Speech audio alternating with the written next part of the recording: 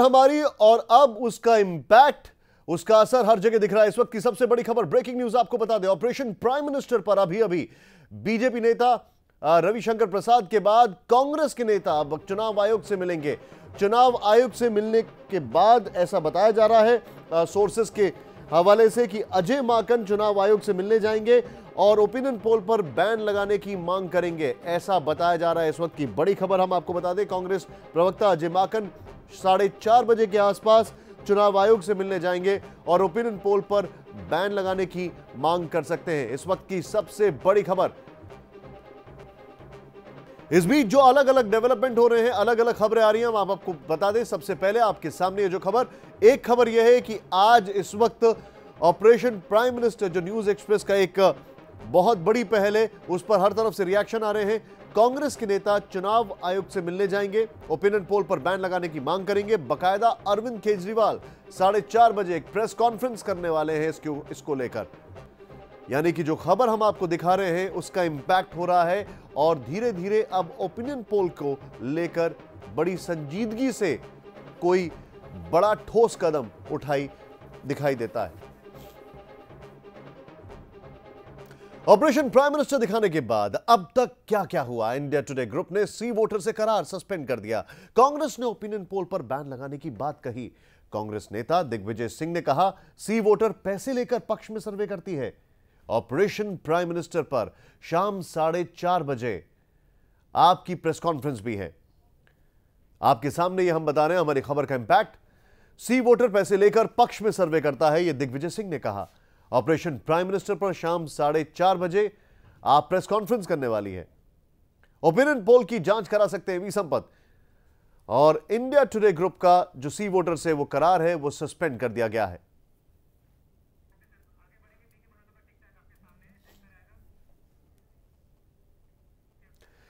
Opinion poll जितने भी आ रहे थे वो एक पार्टी विशेष को मदद कर रहे थे, ऐसा कुछ लोगों ने कहा।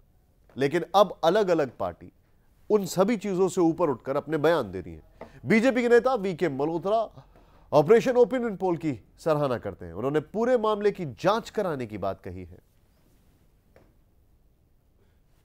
ऑपरेशन प्राइम मिनिस्टर पर चर्चा करने के लिए हमारे साथ हैं बीजेपी के वरिष्ठ नेता वीके मल्होत्रा। प्रोफेसर डॉक्टर साहब, ये बताइएगा कि ये जो ओपिनियन पोल है इसको लेकर अब आपकी क्या राय बनती है? बात ओपिनियन पोल इतने अलग अलग आते हैं, कोई कुछ ओपिनियन पोल देता है, कोई कुछ देता है।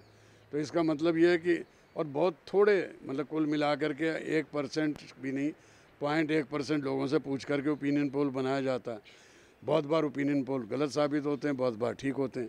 परंतु अगर सारे ओपिनियन पोल ये कह रहे हैं कि भारतीय जनता पार्टी की लहर है, ये मोदी जी की लहर है, उसमें तो सभी ओपिनियन सभी के बराबर आ रहे हैं, तो उस लिहाज से तो ठीक है। परंतु कम ज़्यादा का हो सकता है, कोई 80% का है, कोई 60 का है, कोई 70 का है।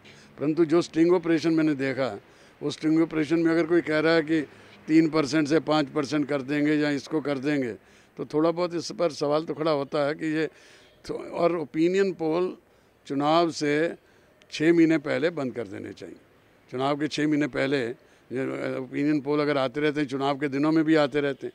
पंजाब में एक बार ओपिनियन पोल दिया था कि काली पार्टी बिल्कुल ख़त्म हो जाएगी, वो जीत गए वहाँ पर। यूपी में दिया था कि मुलायम सिंह की पार्टी बिल्कुल नहीं आएगी, फिर वो जीत गई। यहाँ पर भी अलग अलग तरह के ओपिनियन पोल आते हैं। तो ओपिनियन पोल जो है, इसका फ़र्क बहुत पड़ता है और आजकल मीडिया बहुत ही प्रभावी हो गया है। लोगों की, आपको लगता है लोगों की भावनाओं को गलत तरीके से भुनाने की कोशिश इसमें की जाती है? ये तो स्वाभाविक है कि जो ओपिनियन पोल अपनी मर्जी से देंगे और जिस तरीके से करना, अब कोई कोई कांग्रेस समर्थक होगा तो वैसे बना के दे देगा, बीजेपी समर्थक होगा तो वैसे बना के दे देगा। परंतु अगर सारे ओपिनियन पोल इतना ज़्यादा नहीं कर सकते, सारे ही कह रहे हैं कि भारतीय जनता पार्टी जीतेगी, तो भारतीय जनता पार्टी जीतेगी, परंतु कितना जीतेगी ये देखने की ये अपने आप में सवाल की बात है। लेकिन आप मानते हैं कि ओपिनियन पोल कम से कम 6 महीने पहले बंद 6 महीने पहले बंद कर देनी चाहिए। लेकिन जिस तरीके से देखा कि इसके अंदर मीडिया और साथ में पूरा एक नेक्सस काम कर रहा है और पैसे का बड़ा देखा था कि नेक्सस है, बहुत ही बुरी बात है, बहुत ही गलत है। और अगर इस तरह के नेक्सस करके लोग करते हैं तो बहुत गलत बात। आपको लगता नहीं कि जिस भावनाओं से खिलवाड़ करते हैं तो एक बड़ी उच्च स्तर की जांच कोई हो, सीबीआई जांच हो कोई उनके खिलाफ? सचमुच में स्टिंग ऑपरेशन हुआ है, उसमें चीज़ आई है तो ज़रूर जांच होनी चाहिए। लेकिन कांग्रेस का ये कहना है कि जैसे दिल्ली में भी ओपिनियन पोल हुए थे, वो कांग्रेस की हार दिखा रहे थे, या और गलत तरीके से बीजेपी इनको ज़्यादातर मैनिपुलेट कराती है। कांग्रेस की हार तो हुई है, बीजेपी नंबर 1 पार्टी आई। नहीं, हाँ, तो सभी ओपिनियन पोल्स में ये कहा जा रहा था, सीधा सीधा आ रहा था कि मुख्यमंत्री भी हारेंगे, ऐसी चीज़ें आ रही थी, परंतु उसको मैनिपुलेट करते हैं बीजेपी। लेकिन पिछले लोकसभा चुनाव के अंदर भी ये था कि बीजेपी की सीटें आ सकती हैं, लेकिन सारी की सारी कांग्रेस के पास आई। 2009 में कुल मिला करके मैंने कहा कि फ़र्क पड़ता है उस तरह से ओपिनियन पोल्स का, और अगर कोई ओपिनियन पोल्स में स्टिंग ऑपरेशन में चीज़ आई है और किसी ने ऐसा अपराध किया तो जांच ज़रूर होनी चाहिए। बहुत बहुत धन्यवाद। प्रोफेसर वीके मल्होत्रा का साफ कहना है कि कम से कम 6 महीने पहले इस तरह के ओपिनियन पोल जो हैं उन पर बिल्कुल बैन लग जाना चाहिए, और ये दूध का दूध और पानी का पानी भी होना चाहिए। लोगों की भावनाओं से जो खिलवाड़ किया जा रहा है वो सरासर गलत है। कैमरामैन परवीन नेगी के साथ अतुल सिंघल, न्यूज़ एक्सप्रेस, दिल्ली।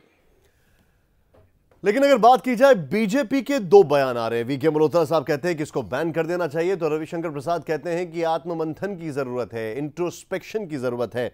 स्मिता मिश्रा जी हमारे साथ हैं, सीनियर जर्नलिस्ट है। मैम, सवाल एक मेरा बड़ा सीधा सटीक ये है कि आज की तारीख में क्या ओपिनियन पोल को बैन करना चाहिए, नहीं करना चाहिए? अल्टीमेट सोल्यूशन क्या इसको बैन करना होगा? मुझे लगता है कि अगर इस पर इस तरह का एक ब्लैंकेट बैन का सुझाव आता है किसी की तरफ से, देखिए राजनीतिक दल जो आपके स्टिंग ऑपरेशन में दिखाया गया है, तमाम एजेंसीज के साथ बातचीत और जिस तरह से वो कुछ भी मैनिपुलेशन करने को तैयार होते हैं अपने रिजल्ट्स में भी, वोट परसेंटेज में भी और दूसरे नतीजों में भी। सबसे पहले तो आपके चैनल को बधाई देना चाहूँगी कि आप लोगों ने एक बहुत ही डिटेल्ड और मेटिकुलस ऑपरेशन पर काम किया आप लोगों ने, जिससे ये सच्चाइयाँ बाहर हुई हैं, जिसको लेकर समय समय पर सवाल पहले उठते रहे हैं।